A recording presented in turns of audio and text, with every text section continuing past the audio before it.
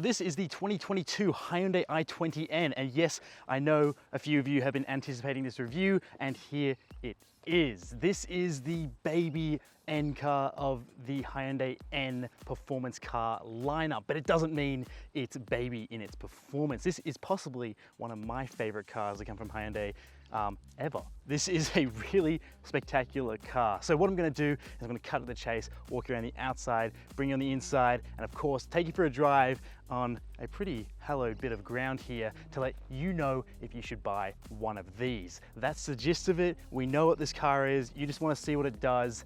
My name's Cameron, this is Product Review Cars.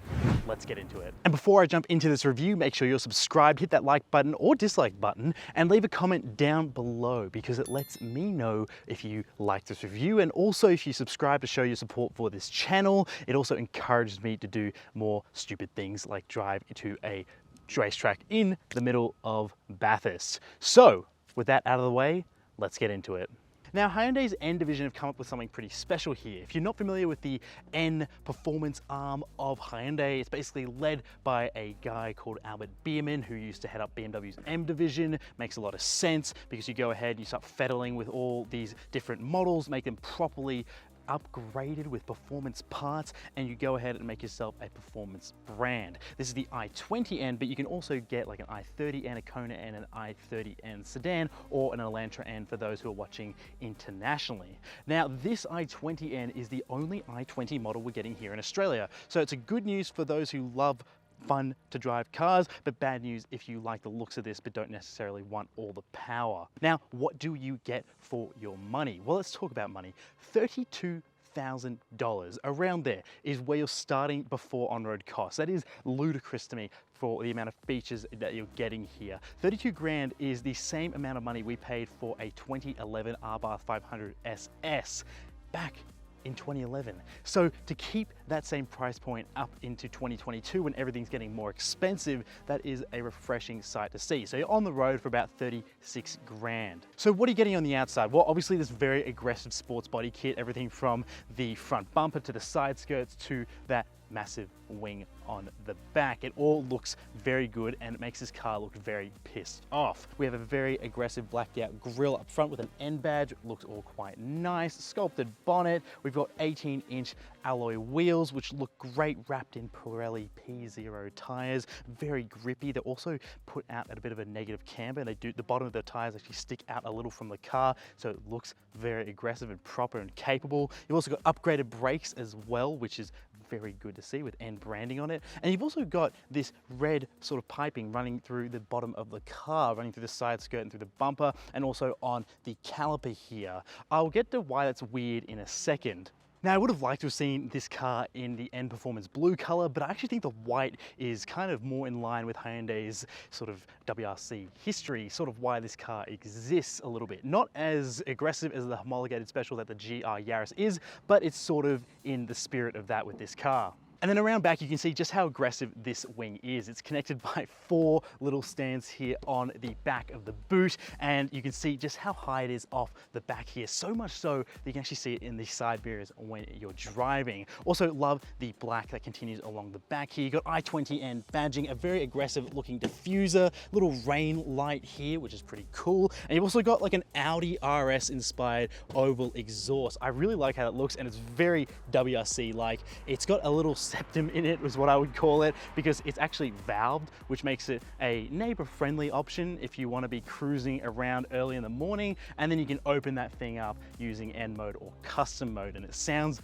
very, very good.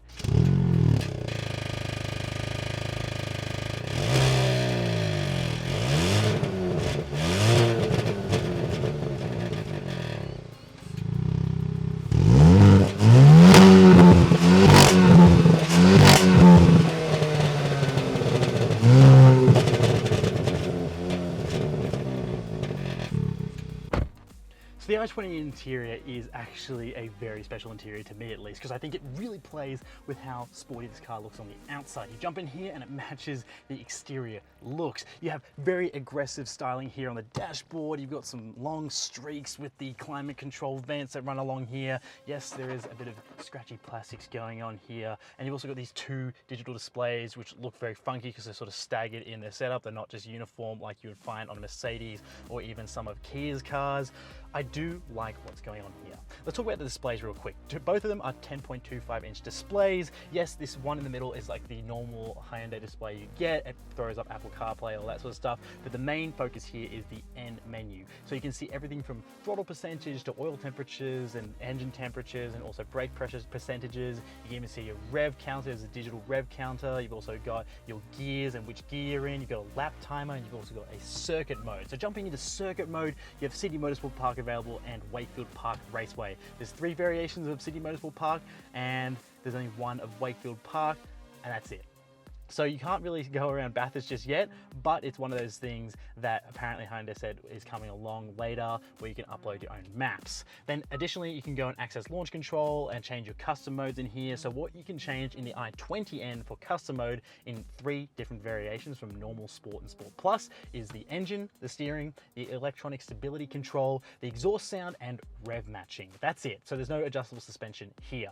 And you've also got a G-force meter, which is kind of cool. And then we have the driver's display, which changes its display depending on which mode you're in between eco, normal and sport, just like you find on many other Hyundai cars. But then the cool thing is if you go into N mode, some flames appear and a central tachometer pops up for your revs. And then you also, when you change gears, the gears jump out at you, which is really cool and very much like a Lamborghini style display in my opinion. And also when you go through the revs, the rev counter lights up and it makes it very obvious that you're getting close to rev line. I love that. Additionally, what's cool is that if the car's too cold, the rev line will actually be higher up, around 5.5, 6,000 RPM, and then it will creep back down as the engine temperature warms up to operating temperature.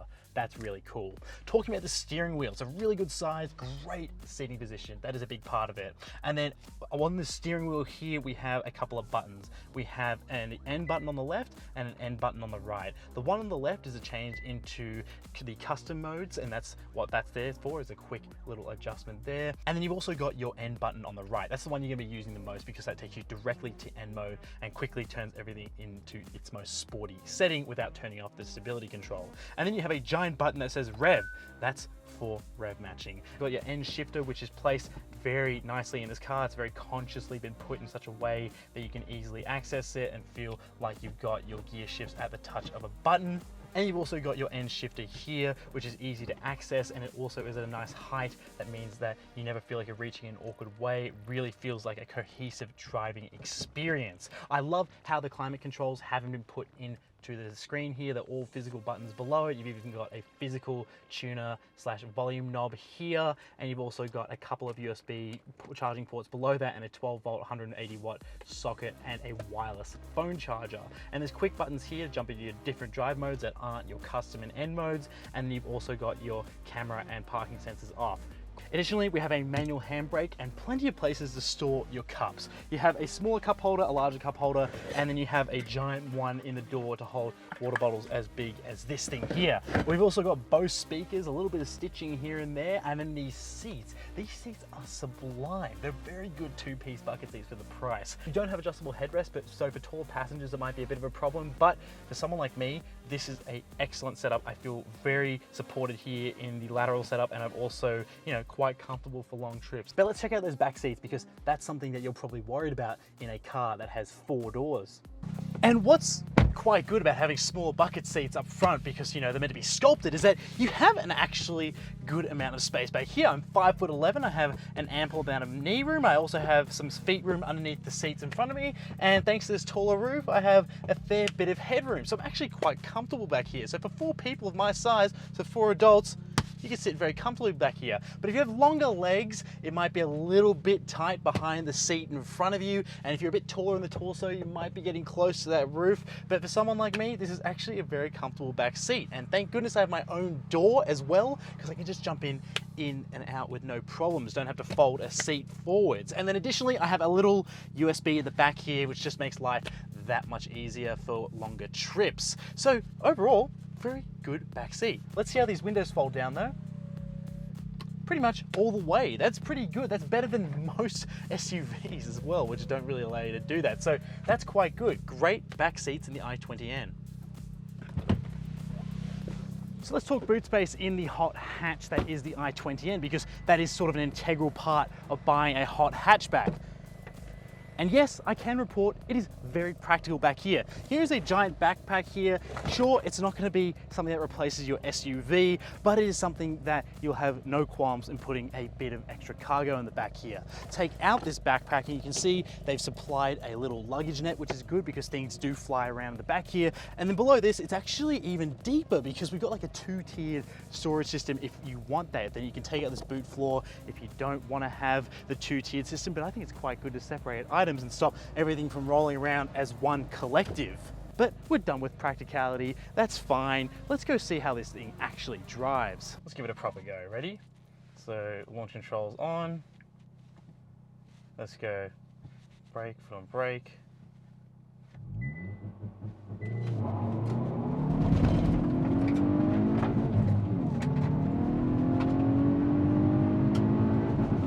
There we go. We hit 107.53 seconds. All right, we're getting there. We're getting there. 6.5 seconds still feels like a world away. Sort of hit that rev limiter a little hard on the first. We'll get there, we'll get there. Now I thought of no better place to take this car than on one of Australia's best driving roads, and that would be Mountain Panorama Circuit. It's not a very long one, but it is a pretty novel thing to take a car like this straight onto a track without having to sign any waivers, without any helmets, no nothing. This is a public road, but it is essentially just the normal race circuit that they use for V8 supercar racing, aka the Bathurst 1000 for people who haven't seen that before. This is a very popular circuit, and I thought this would be a great place to introduce you to this car. Now the i20N, we're working with a 1.6 litre turbocharged 4-cylinder motor pushing 150 kilowatts, around 200 horsepower in something that weighs less than 1,200 kilos. We're working with a front wheel drive setup. We've also got a 6-speed manual transmission, and there's a bit of electronic wizardry going on with the way you can control and customize this car's driving experience. So what I'm in now is I'm in N mode, and it means everything is in its most aggressive setting. Everything from engine, steering, stability control. Well, I haven't turned that off, so it's not as aggressive as it could be. You got exhaust sound, you got aggressive rev matching, but we don't have adjustable shocks in here. So for some, that might be, you know, a blessing if they've experienced the i30N and found them a little bit too stiff. But, you know, I wouldn't have mind adjustable shocks, but this setup here has been sublime for a car like this. I've dailied a R-Bar 500 for the past 10 years, and that is a back-breaking suspension setup. I swear the shocks are set up on some bricks. That thing is not forgiving at all. This, on the other hand, is stiff, yes, but it is forgiving, and it is one of those setups that I've actually grown to really, really love. So driving in this car has been an absolute treat in its normal stock suspension setup. This feels like a love letter to the hot hatch. The i20N is a lightweight, extremely capable, dailyable, and just does everything a hot hatch should in the best sense. There's plenty of power, there's plenty of pickup, there's an exhaust note to match, which pops, crackles, and bangs when you want it to. You can shut that off through a valve. You've also got a very, you know, sporty cabin. I've got 2-piece bucket seats. I've got some information here about N modes and circuit mode and all that sort of stuff, and lap timers, and you know, all your engine temps come up in degrees, individual degrees. I can tell you my engine temperature within 1 degree Celsius. And then we've also got stuff like turbo, PSI, torque. I've got a lap timer here from the steering wheel. This is a very fun little hot hatch, and you know it exists to do one thing and one thing only: and that's to drive fast. I've also got automatic rev matching turned on. That is one of those things that's a very fun little feature because it will automatically blip the throttle for you when you're downshifting. So it just makes downshifting a lot smoother and also makes it one less thing you have to worry about when you're going through and matching up revs going down quickly in this car.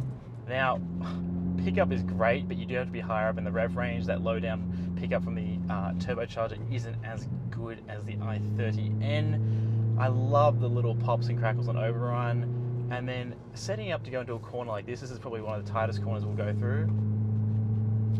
It's just ridiculously easy. There's some really aggressive camber on the front wheels, and there's a little bit on the back, a bit of negative camber to help you dig through those corners. This thing's cornering ability is next level for a hatchback. It is a lot of fun, and it doesn't ever make you feel like you are, sacrificing cornering ability because you've picked the front wheel drive hatchback.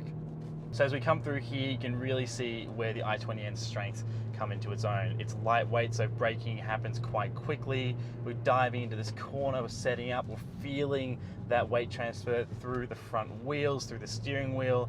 We're letting off, and away into the straight we go. This thing's cornering ability is just next level. It's surreal for a hatchback of this size. Normally you're used to a bit of understeer going through, and then the back gets a little bit like upset and all that sort of stuff, and it doesn't really want to corner as smoothly as something like a rear-wheel drive car or an all-wheel drive car for that matter. But the i20N is just making me fall back in love with the front-wheel drive setup, which I thought I was all well and done with after driving one for 10 years. Sure, Mount Panorama is cool, but we actually want to drive this on some proper roads. And that's where N mode comes in. It lights up this car in all the right ways to make it a very exciting drive. I actually don't really drive with N mode off all that often because I find that it's not as aggressive thanks to it not actually sharpening up the ride. The ride stays smooth and because it can't be adjusted, and then all of a sudden you've got yourself a really fun, pokey hot hatch.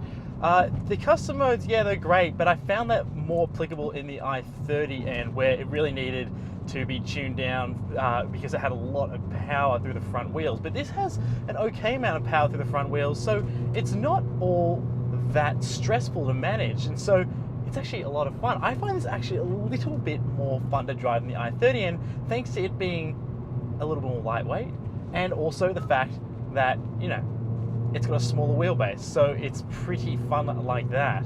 Now, what this car does is it actually recognizes when you're about to go through some twisty sections of road, and it'll recommend if you want to go into N mode if you're not in N mode already, which actually is a very cool feature and something that allows you to make the most of your car rather than going, oh, it's an okay, because you might always just drive it in sport mode or maybe normal mode, but then N mode is one of those ones you should always be exploiting in these cars. It is just that much fun.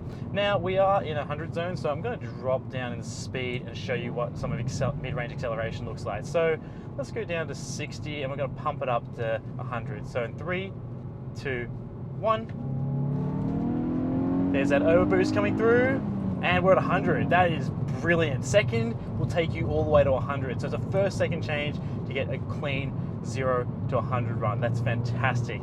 And the gearing in here is really good too. Like at 6, yeah, it feels a little short. Like when you're doing 120 k's an hour, 110 k's an hour, you feel like you're a little bit short in the ratio and the revs start to climb a little bit too much for a 6-speed. But that means that around town and speeds up to that highway speed, you're having an absolute blast shifting through these gears and having a really good time engaging with this quite, impressive shifter. I actually think this is quite a rewarding shifting feel, and this is what makes me love manuals again, is when you get a shifter like this in a car like this and can have a ton of fun. Now the exhaust note, you can't really hear it with this tire noise. There's a lot of road noise that emanates into this car, and then if it's smooth, then the drone of the exhaust is kind of obvious. But to me, those are just things that you expect in a car like this. If you don't want those things, then yeah, like a Polo GTI will be the more subdued pick. But this is something that's meant to get you up in the morning. It's like a shot of espresso in the heart, and you just go, wow, I can't believe my small hot hatch makes sounds like this, makes me feel like this, and this definitely is one of those cars that gives you like the fizz, as James May would put it. Now we come to the part where I tell you if you should buy it, consider it, or leave it. Well, I'm just gonna say buy it. Buy this thing, it is that good. It is that good that I would say you probably wouldn't even have to test drive it to know that it is better than its competition. It is a lot of fun. I've been lucky enough to drive cars like the Fiesta ST and the R 500, which operate around this range. Polo GTI, I think, is maybe a little bit, a bit too subdued, doesn't really have the hardware. It has an E limited slip differential, so it's a bit more of like a comfort hot hatch, and it's a bit more expensive, so I wouldn't really consider that amongst this present company. But what I can say is that after I drove the Fiesta ST, I was sort of left wanting a little bit more in terms of a bit more tech, a bit more capability from the brakes, and that 3-cylinder was okay, but I still preferred a 4-cylinder, and that's where this comes in. It sounds great, it's got a fantastic amount of pickup as well. The tech is there, so you feel like you're driving a properly, fully equipped car. You're gonna feel like you sort of paid a pretty good deal for this car, and also something that's just comfortable as a daily commuter, which this is. And compared to the likes of the R-Bath, which is just getting a little bit long in the tooth, this is just one of the best small hot hatches you can buy on the market. Hence why I'm saying you can just go ahead and buy one of these and you probably won't regret it. Now, please make sure you're subscribed to stay up to date with any more reviews just like this one. And also, if you want something with a bit more flair like this, but need a bit more space because the i20N is just a tiny bit too small, wait for my review on the Kona N, which is coming out very shortly. My name's Cameron. This is Product Review Cars. Thank you so much for joining us. I'll see you in the next one.